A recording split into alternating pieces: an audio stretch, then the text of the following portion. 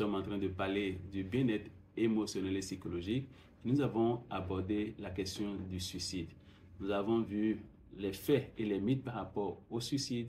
Nous allons aborder donc les facteurs de risque et les facteurs de protection. Quels sont les facteurs de risque de suicide? Il est important de les connaître parce que ça peut attirer notre attention et voir, oui, dans ces situations, on doit faire attention et voir pour nous-mêmes, mais aussi pour les gens autour de nous. Il y a plusieurs facteurs et ces facteurs sont interdépendants, c'est-à-dire qu'on ne dira pas que c'est un seul facteur, c'est ce seul facteur qui a justifié une tentative de suicide de quelqu'un ou un comportement suicidaire en général. C'est souvent une compilation, une interdépendance de plusieurs facteurs qui vont entrer en jeu. Mais on va les présenter de façon séparée. Ces facteurs peuvent être personnels ou sociaux, psychologiques, culturels, biologiques ou même dans l'environnement.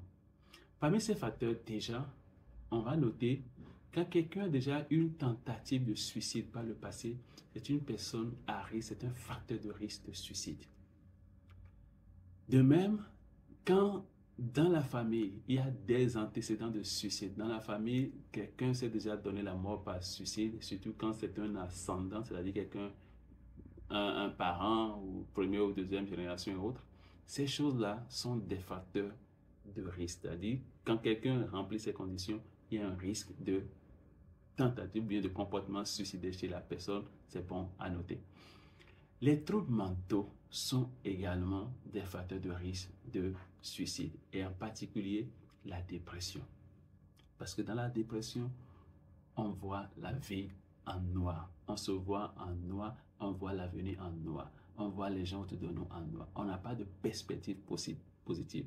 Parmi les symptômes de la dépression, justement, ce sont des idées suicidaires, c'est la perte de goût, perte de plaisir, où la vie n'a plus de sens. Donc, la dépression, c'est vraiment une des pathologies mentales où le risque suicidaire est élevé. Le risque suicidaire existe aussi dans d'autres pathologies mentales, mais la dépression est vraiment en tête. Un autre élément, c'est la consommation d'alcool. En fait, on a dit que c'est des facteurs multiples.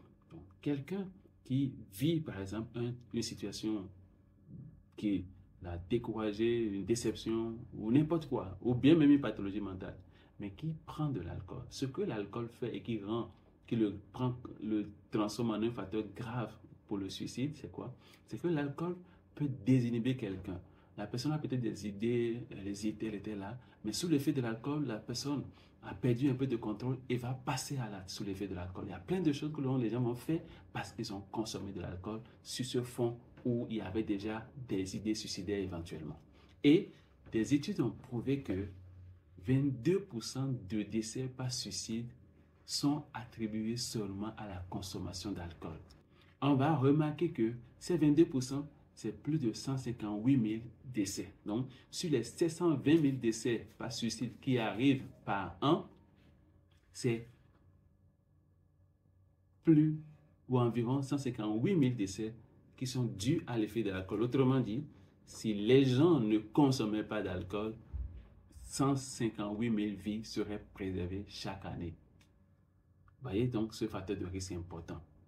Après, il y a le stress de la vie, et ça peut être sur plusieurs ans. Nous connaissons des situations où quelqu'un va perdre son emploi, par exemple, et va penser à se donner la mort. Ou quelqu'un va avoir un problème financier majeur. Quelqu'un va avoir des problèmes relationnels, une déception amoureuse, par exemple, un divorce, des situations conflictuelles dans la famille ou avec les parents. Et quelqu'un se dit, tout ce qui me reste à faire, c'est de mourir. C'est aussi parfois certaines maladies chroniques, que ce soit des maladies organiques ou des maladies psychiatriques. Des maladies qui durent peuvent amener quelqu'un à penser à se donner la mort. Ou parfois certaines douleurs chroniques. Les gens sont fatigués de ces choses. Donc, ce sont des facteurs de risque liés au stress et aux défis de la vie. Et en plus de cela, on parlait de l'environnement, des environnements de conflit, des catastrophes naturelles, ou de la violence, ou de la maltraitance, ou des situations aussi de deuil, ou des situations où on se sent isolé. Tous ces éléments peuvent être des facteurs de risque auxquels il faut faire attention.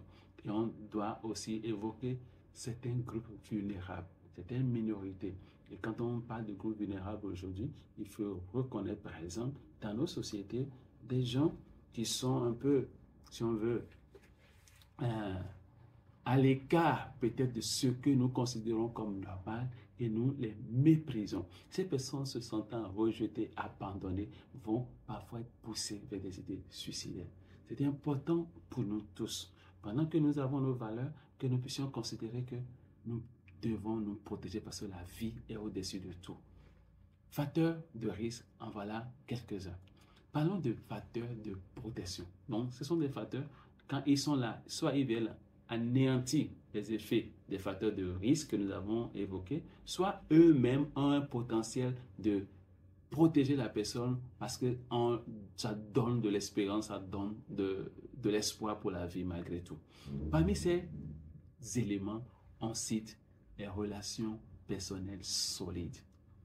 Quand quelqu'un a de bonnes relations, que ce soit au niveau familial ou dans la société, ici, ça va nous renvoyer à un point, au levier que nous allons voir par la suite, le levier du bien-être social et au levier du bien-être communautaire. De bonnes relations sont des éléments de protection contre le suicide. Donc, c'est le contraire des gens qui se sentent abandonnés, non intégrés, toutes seules.